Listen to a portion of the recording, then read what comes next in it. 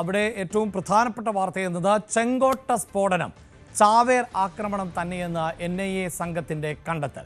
ചാവേർ ആയ ഉമറുൻ നബിയുമായി സ്ഫോടനത്തിന് പദ്ധതിയിട്ട അമീർ റാഷിദ് അലി എന്നയാളെ അന്വേഷണ സംഘം പിടികൂടിയിട്ടുണ്ട്. ഇയാൾ ജമ്മു കാശ്മീർ സ്വദേശിയാണ്. കേസുമായി ബന്ധപ്പെട്ട് വിവിധ സംസ്ഥാനങ്ങളിൽ റെയ്ഡുകൾ തുടരുകയാണ്.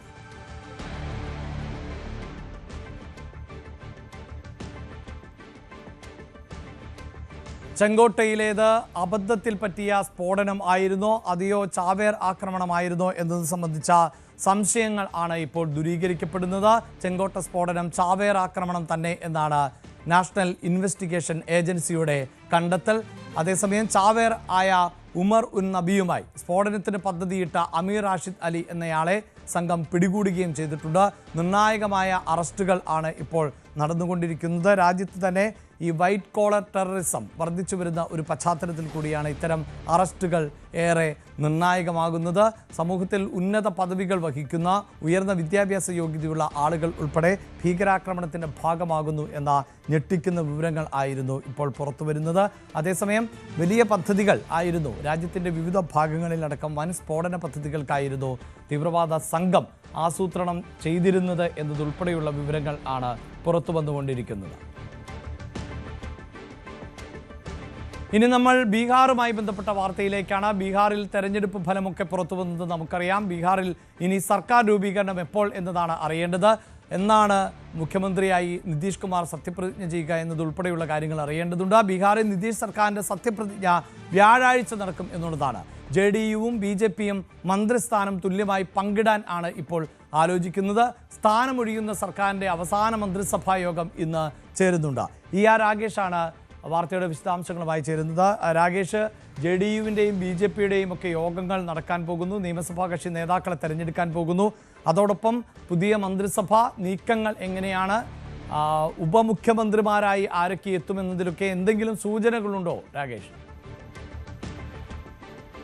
അഭിലാഷ്, ചർച്ചകൾ ഏതായാലും സജീവമാണ്. ഇപ്പോൾ ഏതായാലും ഈ ആഴ്ച തന്നെ സത്യപ്രതിജ്ഞ നടത്താം എന്ന തീരുമാനത്തിലേക്ക് NDA നേതൃത്വം എത്തിയിരിക്കുകയാണ്. വ്യാഴാഴ്ച ഗാന്ധി മൈതാനത്താകും സത്യപ്രതിജ്ഞ എന്ന് ഇപ്പോൾ JDU BJP നേതാക്കൾ വ്യക്തമാക്കുന്നുണ്ട്. പ്രാഥമിക ചർച്ചകളൊക്കെ തന്നെ കഴിഞ്ഞിട്ടുണ്ട്. കാരണം തുല്യമായി തന്നെ സീറ്റുകൾ രണ്ടു പാർട്ടികളും 101 സീറ്റുകളിലാണ് മത്സരിച്ചിരുന്നത്. അതുപോലെ തന്നെ മന്ത്രിസ്ഥാനവും തുല്യമായി പങ്കിടാം എന്നൊരു നിഗമനത്തിലേക്ക് അല്ലെങ്കിൽ അത്തരമൊരു നീക്കത്തിലേക്കാണ് ഇപ്പോൾ ചർച്ചകൾ എത്തിയിട്ടുള്ളത്. അങ്ങനെയെങ്കിൽ 15 മന്ത്രിസ്ഥാനം BJPക്ക് ലഭിക്കും. മുഖ്യമന്ത്രി അടക്കം 15 സ്ഥാനങ്ങൾ JDUവിനും ഉണ്ടാകും. കൂടാതെ LJP ഈ വിജയത്തിൽ ഒരു നിർണായക കക്ഷിയായിരുന്നു. 29 സീറ്റിൽ മത്സരിച്ച് 19 സീറ്റിൽ അവർ വിജയിച്ചു. അവർക്ക് 2 or 3 ക്യാബിനറ്റ് പദവി നൽകുവാനുള്ള തീരുമാനത്തിലേക്ക് ഇപ്പോൾ നേതൃത്വം എത്തിയിട്ടുണ്ട്. ഇത് കൂടാതെ HAMനും RLMനും ഓരോ മന്ത്രിസ്ഥാനം നൽകും. ഈ ധാരണയിലേക്കാണ് ഇപ്പോൾ എത്തിയിട്ടുള്ളത്. ഏതായാലും വീണ്ടും ചർച്ചകൾ നടക്കും. പ്രത്യേകിച്ച് അമിത്ഷാ അടക്കമുള്ള നേതാക്കളുമായി JDUവിൻ്റെ ദേശീയ നേതാക്കൾ സഞ്ജയ് യാദവ് അടക്കമുള്ളവർ ചർച്ച നടത്തുന്നുണ്ട്. ആ ചർച്ചകൾക്ക് ശേഷമായിരിക്കും ഒരു അന്തിമ തീരുമാനം.